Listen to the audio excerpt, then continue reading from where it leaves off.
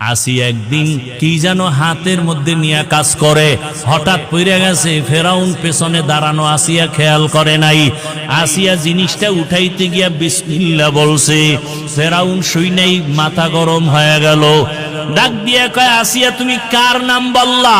আসিয়া বলে, এখন আর গোপন কইরা লাভ কি হবে, না ওপেন করিয়াই দেই।